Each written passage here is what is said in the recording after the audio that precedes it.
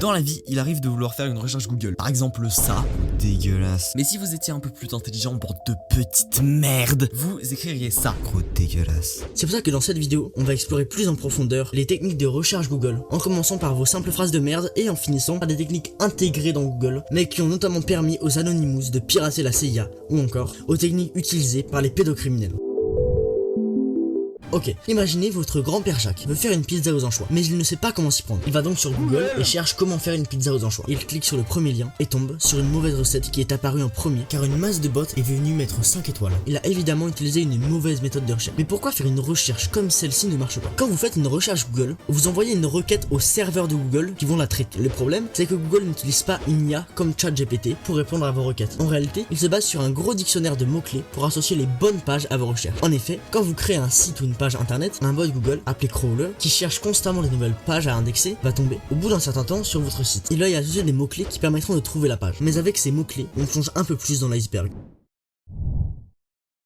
Ok, votre grand-père, lui, les nouvelles technologies, moi, ça me dépasse, vous les jeunes, vous avez l'habitude, avec vos petits doigts qui vont à 100 à l'heure. Mais vu que tu es plus calé que ton grand-père parkinsonien qui va te circoncire si tu fais une connerie, No, God, please, no! Tu vas faire une requête par mots-clés, comme recette, pizza, anchois. Et là, tu es sûr de ne pas avoir d'informations superflues. Le texte est plus précis et va droit au but, ce qui est bien mieux pour une machine, car les machines, il faut tout leur dire, elles n'ont pas d'émotion. Ton ordinateur est con, et il faut l'accepter. Néanmoins, avec ce genre de recherche, on peut encore tomber sur des recettes de merde. On voit que quand on fait une recherche par mots-clés, aucun superflu ne vient déranger la requête, et vous avez beaucoup plus de chances de tomber sur un truc qui vous intéresse. Après, bon, une recette de pizza aux anchois, c'est assez simple à trouver, mais tu peux faire des choses bien plus bressons avec des recherches bien plus poussées que Hentai Tentacles Big Boobs, gros dégueulasse. Mais pour trouver ce genre de truc, vous aurez sûrement besoin de filtres. Ok, avec les filtres, on commence à entrer dans une partie plutôt sombre de l'iceberg. A vrai dire, on se trouve ici à la limite entre la partie émergée et la partie immergée de l'iceberg. Effectivement, on arrive à des techniques moins connues du grand public mais qui restent encore légales. Pour comprendre ce qu'un filtre et comment le détourner pour accéder à des bases de données secrètes, il faut comprendre que Google intègre une sorte d'outil de pseudocode. Par exemple, si vous cherchez pizza aux anchois avec des guillemets, Google ne prendra pas pizza aux anchois comme mot-clé, mais il cherchera exactement les pages référencées avec les mots pizza aux anchois dedans, avant de trier les résultats. Mais des sortes de commandes comme celle-ci, il en existe des dizaines. Vous pouvez par exemple mettre un moins avant un mot pour l'exclure de la recherche, chercher un site en particulier avec site, chercher un type de fichier en particulier avec file type, ou encore chercher des mots exacts présents dans l'URL avec in-URL. Ces filtres permettent donc d'éviter les pages SEO pourries, les fake news et les résultats trop larges. Mais le pire, c'est en combinant plusieurs filtres. Là, on pourrait carrément trouver des documents cachés ou des bases de données secrètes. Mais en combinant plein, on entre dans la partie immergée de l'iceberg. Les dorks, ça ressemble aux filtres, mais le problème, c'est que là, ça devient carrément illégal.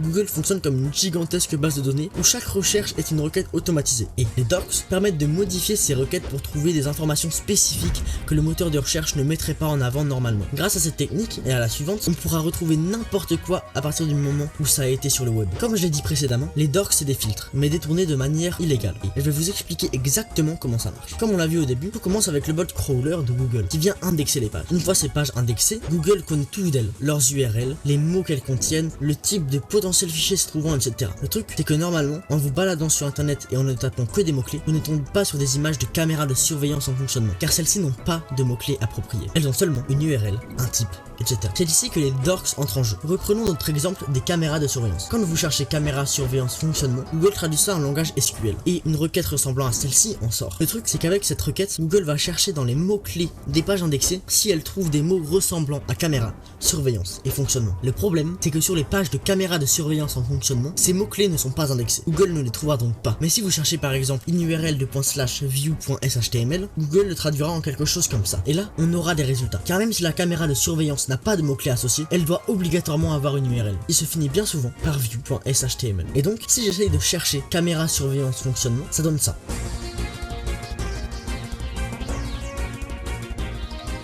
Alors que si on cherche in_url_view.shtml, ça donnera ça.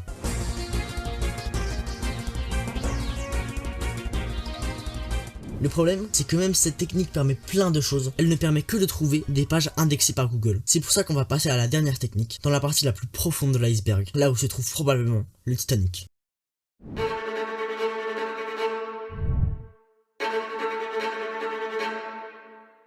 You're anonymous, we are legion.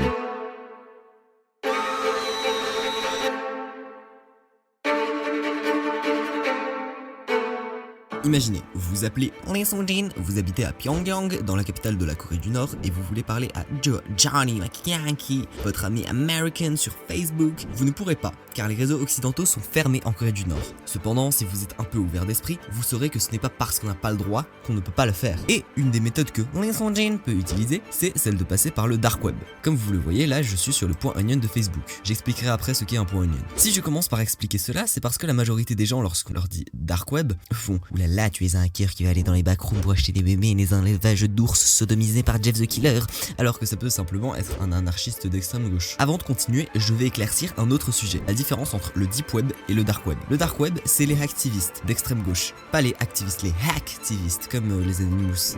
En gros, c'est des activistes qui font du piratage. Donc le dark web, c'est les hacktivistes d'extrême gauche, Tor, I2P, les bébés en boîte de conserve, les pédophiles, bref, les trucs bizarres. Et le deep web alors, c'est quoi? C'est juste pour les activistes? Juste pour les bébés en boîte de conserve? Rien de tout cela. Ce sont simplement les pages qui ne sont pas répertoriées par les moteurs de recherche. Donc, quand tu te connectes à ton cloud, qui ne peut être accédé que par connexion, eh bien c'est une partie du deep web, puisqu'il n'est pas accessible aussi facilement que la page d'accueil de Facebook. Dans le même sens, si vous postez une story privée sur Instagram, la story étant privée, elle ne sera pas accessible par tout le monde, et fera donc partie du deep web. Et cela fait qu'au final, le web dit commun représente seulement 16% du web. Et oui, 16 putain de pourcents, même pas la moitié. Genre, tu vas tout le temps sur le deep web en fait. Ok. Maintenant qu'on a éclairci ces points, on peut passer aux choses sérieuses, aux sensationnelles, les recherches avancées faites dans le but de trouver des trucs bressons. Et comme je ne fais pas les choses à moitié, je vais vous faire une démonstration. Alors avant ça, je précise que ce que je vais faire est illégal et que si vous faites ça, vous pouvez avoir de graves problèmes avec la justice, mais aussi avec des gens bizarres qui veulent vous voler votre argent, votre temps, vos données personnelles ou même votre virginité.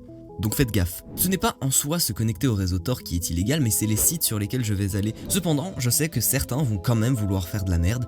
Je vais donc expliquer comment je fais pour réduire les risques. Tout d'abord, le plus important car c'est le moins connu, je ne vais pas aller sur mon système d'exploitation de base qui est Ubuntu Studio. Bon, c'est pareil si vous êtes sur Windows ou Mac. Je vais aller sur Tails. Tails, c'est un OS en live. Qu'est-ce qu'un OS en live, me direz-vous? Eh bien, vous utilisez tous les composants de votre ordinateur, sauf le disque dur, puisqu'il sera remplacé par un OS installé dans une clé USB. Ensuite, je vais aller sur le navigateur que vous connaissez sûrement, Tor Browser. Tor Browser, c'est un navigateur open source qui, comme son nom l'indique, vous permet de vous connecter au réseau Tor, acronyme de The Onion Router. Ce réseau, en plus de me permettre de me connecter de manière anonyme, me permet de me connecter à des sites en .onion.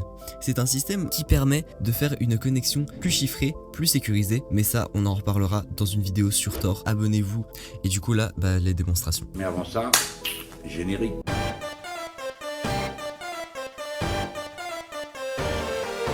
Alors pour commencer cette démonstration, on va tout simplement aller sur un moteur de recherche du dark web accessible depuis le ClearNet, c'est-à-dire que là vous voyez c'est amia.fi, ce n'est pas un lien en .onion. Donc là Amia, je peux taper ce que je veux et forcément il y aura beaucoup plus de choses vu que c'est sur le dark web. On peut chercher par exemple drugs, donc drogue en anglais. Ok, donc là on a un site qui vend un tranquillisant pour chevaux par exemple. J'ai trouvé un forum du dark web un peu chelou et donc voilà, alors que je vais par exemple aller sur DuckDuckGo. Donc DuckDuckGo c'est pour la recherche sur le ClearNet. Si je cherche drugs, je vais tomber voilà drugs.com prescription, donc c'est totalement légal. C'est pour vous dire que rien qu'en changeant le moteur de recherche sans même modifier la manière dont on recherche, on peut déjà tomber sur des trucs chelous. Regardez, vous voyez Cammer.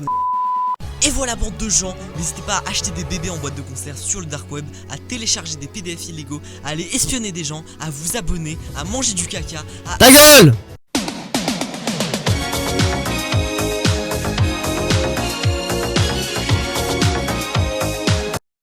Ta gueule!